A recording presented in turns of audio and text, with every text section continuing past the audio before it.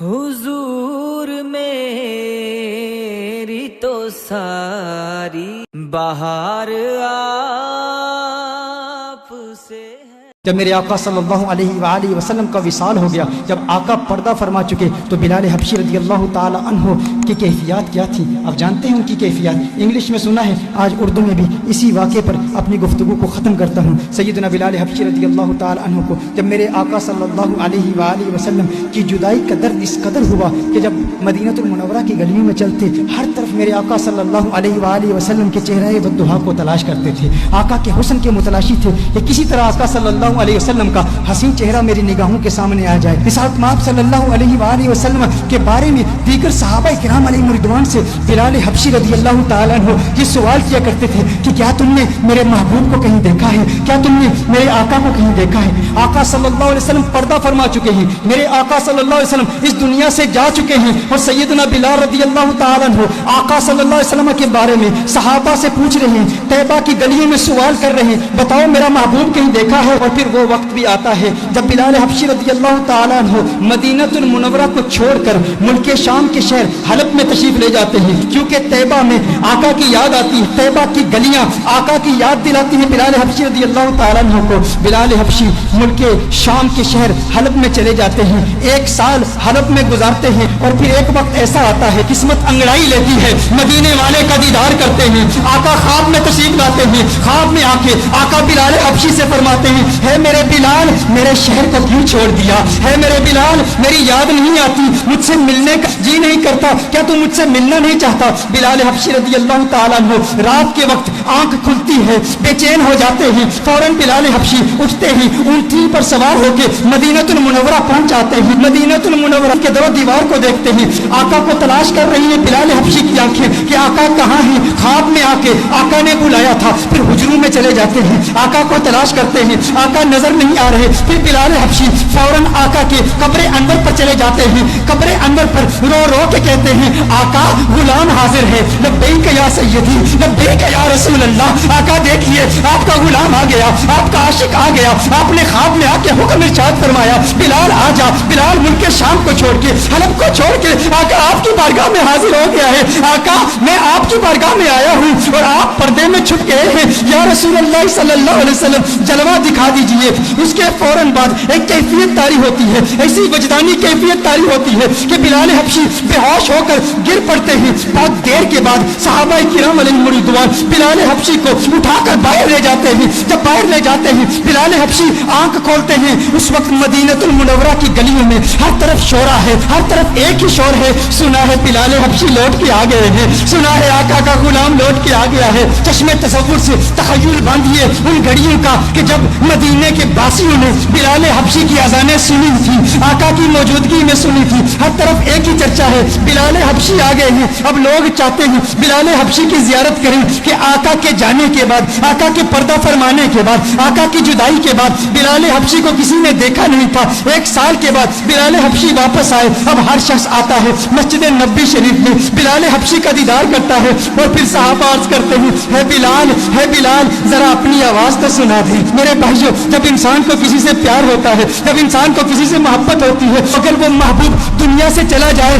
تو اس کے محبوب کے رشتوں پر بھی پیار آتا ہے۔ میں اپنا بتاؤں، میری دادی کا انتقال ہو گیا ہے، میری دادی سے مجھے بہت پیار تھا، بہت محبت ہے۔ آج بھی گھر میں اگر دادی کی عمر کی بوڑھی عورتیں گھر میں آئیں، وہ جو دادی کے ساتھ باتیں کیا کرتی تھی، جو دادی کے ساتھ گفتگو کیا کرتی تھی، آج بھی اگر ہم ان عورتوں کی آوازیں سنیں، میں کمرے سے گزرتا ہوں تو رک جاتا ہوں، وہ آوازیں مجھے اچھی لگتی ہیں، کیونکہ وہ آوازیں مجھے میری دادی کی یاد دلاتی ہیں۔ یہ وہی عورتیں ہیں جو دادی سے کلام کیا کرتی تھی، دادی جن کمروں سے گزرتی تھی ان کمروں کو دیکھتا ہوں تو دادی کی یاد آتی ہے۔ اسی طرح جس سے انسان کو محبت ہوتی ہے تو محبوب کے دوستوں سے بھی پیار ہوتا ہے، ان کی آوازوں سے بھی پیار ہوتا ہے، وہ لمحے یاد آتے ہیں، وہ گھڑیاں یاد آتی ہیں، وہ ساتیں یاد آتی ہیں۔ صحابہ بلال بلال حبشی کے پاس آئے, بلال حبشی سے کہتے ہیں اے بلال حبشی آج وہ اذان تو سنا دے جو آقا کے دور میں سنایا کرتا تھا, اے بلال آج وہ اذان سنا دے. بلال حبشی کہتے ہیں اے صحابہ میرے بس کی بات نہیں ہے, مجھ کو معاف کر دو,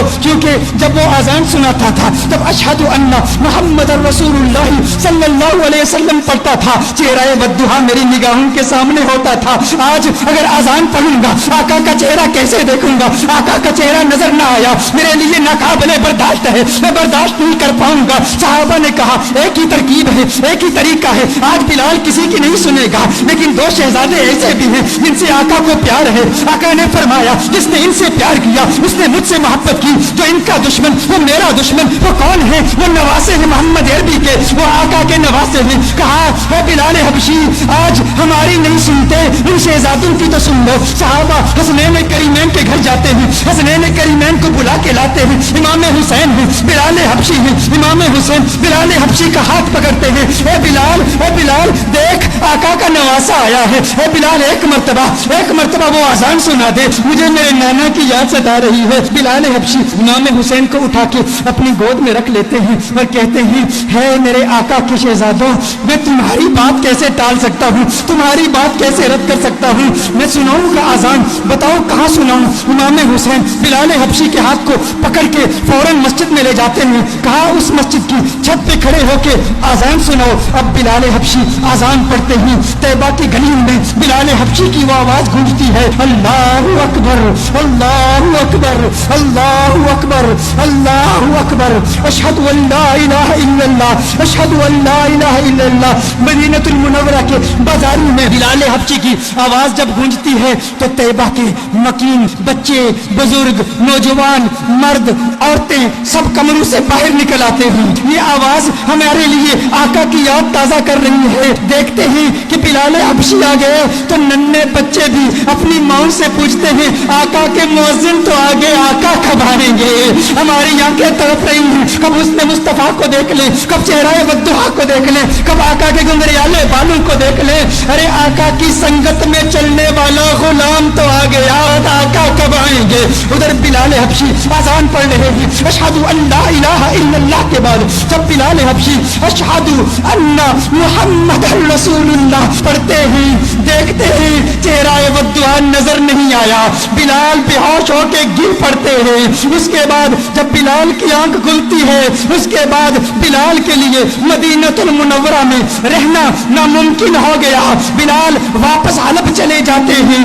یہ انداز ہے میرے آقا کے عاشقوں کے. ہم ہمیشہ کہا کرتے ہیں کیا وجہ ہے کہ یہ انداز ہماری نوجوان نسل کے دلوں میں ابھی تک منتقل نہیں ہوا. ہمارا بچہ کرکٹرز کے نام جانتا ہے, ہمارا بچہ فٹ بالرز کے نام جانتا ہے, ہمارا بچہ باکسرز کے نام جانتا ہے, ہمارا بچہ ریسلرز کے نام جانتا ہے, ہمارا بچہ دنیا کی سیلیبریٹیز کے نام جانتا ہے, ہمارا بچہ کارٹون کے کیریکٹرز کے نام جانتا ہے, ہمارا بچہ بالی ووڈ سٹارز کے نام جانتا ہے. لیکن ہمارا بچہ آقا کی نگاہوں کے اسٹار بلال حبشی کا نام کیوں نہیں جانتا. یہ ہم پر فرض ہے. اگر عشق مصطفیٰ کی محفل سجائی ہے تو آج ارادہ کر لیں ہر روز رات سونے سے پہلے ہم بلال حبشی کے واقعات اپنے بچوں کو سنائیں گے. ہم حضرت ابو بکر کی قربانیاں اپنے بچوں کو سنائیں گے, مولا علی کی شجاعت کے واقعات اپنے بچوں کو سنائیں گے اور انہیں بتائیں گے کہ اس دنیا میں اگر عزت کے ساتھ رہنا ہے تو آقا کا عشق اپنے دل میں سنبھال لو کہ یہ وہ عشق ہے جو انسان کے